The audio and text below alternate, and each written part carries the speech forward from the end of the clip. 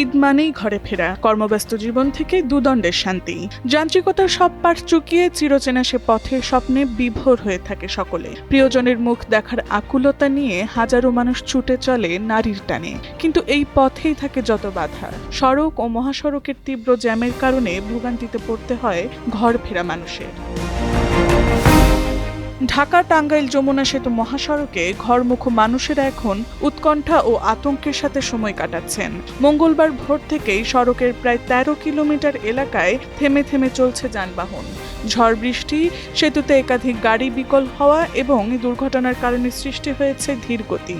এতে শিশু, নারী, বয়স্ক সহ অসংখ্য যাত্রীকে পোহাতে হচ্ছে চরম ভোগান্তি। ঘন্টার পর ঘন্টা গাড়িতে বসে থেকেও ঘরে ফেরার আশায় আছে সকলে। অনেকের একটাই চাওয়া, ঈদের নামাজের আগে কিংবা অন্তত ঈদের দিনে পরিবারের কাছে পৌঁছানো। এদিকে যানজট নিরসনে মহাসড়কের নিরলসভাবে কাজ করছেন আইন শৃঙ্খলা বাহিনীর সদস্যরা। দুর্ঘটনা কবলিত ও বিকল গাড়িগুলো সরাতে রেকার দিয়ে চলছে উদ্ধার কাজ। যমুনা সেতু কর্তৃপক্ষ জানিয়েছে, সোমবার রাত ১২টা থেকে মঙ্গলবার সকাল পর্যন্ত সেতুতে ১২টি গাড়ি বিকলের ঘটনা ঘটেছে। এর মধ্যে উত্তরবঙ্গগামী লেনে একসঙ্গে ৪টি গাড়ির দুর্ঘটনাও ঘটে।